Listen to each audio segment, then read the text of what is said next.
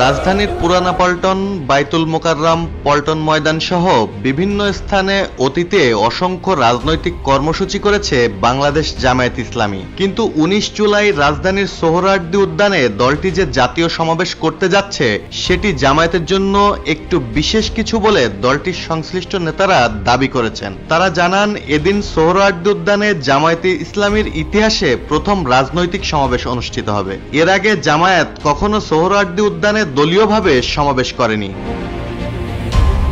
ত্রয়োদশ জাতীয় সংসদ নির্বাচন সামনে রেখে রাজনৈতিক দলগুলোর মধ্যে বিভিন্ন বিষয়ে যখন তীব্র মতবিরোধ ও বিতর্ক চলছে, সে সময়ে জামায়াত এই সমাবেশ করতে যাচ্ছে। সোহরাওয়ার্দীর এই সমাবেশে জামায়াত স্মরণকালের সর্বোচ্চ উপস্থিতি নিশ্চিত করতে চাইছে।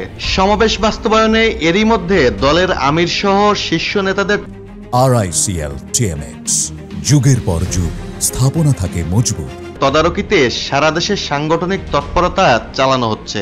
জামায়াতের লক্ষ্য নীরবে বড় ধরনের সমাবেশ করে রাজনীতির ময়দানে আলোড়ন সৃষ্টি করা।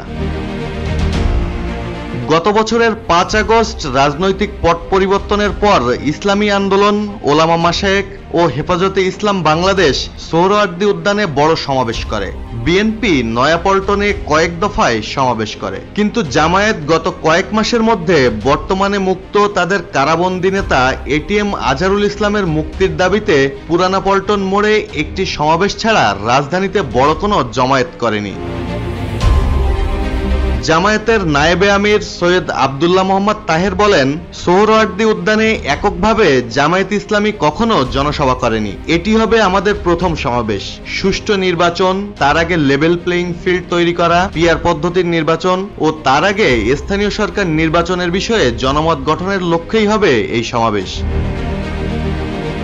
১৯৪১ সালে পাকিস্তানের লাহোরে প্রতিষ্ঠিত জামায়াতে ইসলামী পাকিস্তান, ভারত ও বাংলাদেশে একযোগে রাজনৈতিক কার্যক্রম শুরু করে। ১৯৭১ সালে মুক্তিযুদ্ধের বিরোধিতাকারী হিসেবে দলটিকে নিষিদ্ধ করে তৎকালীন সরকার। ১৯৭৫ সালে রাষ্ট্রপতি শেখ মুজিবুর রহমান হত্যাকাণ্ডের পর রাজনৈতিক পট পরিবর্তনের এক পর্যায়ে ১৯৭৭ সালে মেজর জেনারেল জিয়াউর রহমান ক্ষমতায় এলে জামায়াতের উপর থেকে নিষেধাজ্ঞা প্রত্যাহার করে নেওয়া হয়। ১৯৭৯ সালের মে মাসে আব্বাস আলী খানের নেতৃত্বে জামায়াতে ইসলামী আবার কার্যক্রম শুরু করে। এরপর ১৯৮০ সালে প্রথমবারের মতো বাইতুল মোকাররম মসজিদের সামনে সভা করে দলটি। প্রকাশ্যে সেটিই ছিল স্বাধীন বাংলাদেশে জামায়াতের প্রথম জনসভা।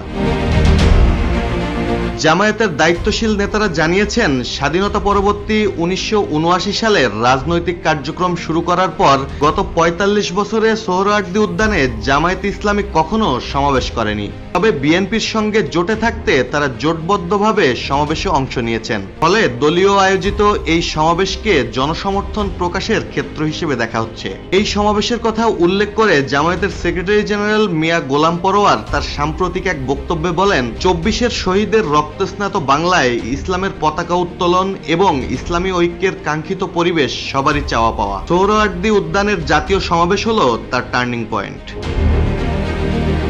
ডেস্ক রিপোর্ট, জয় জয় দিন।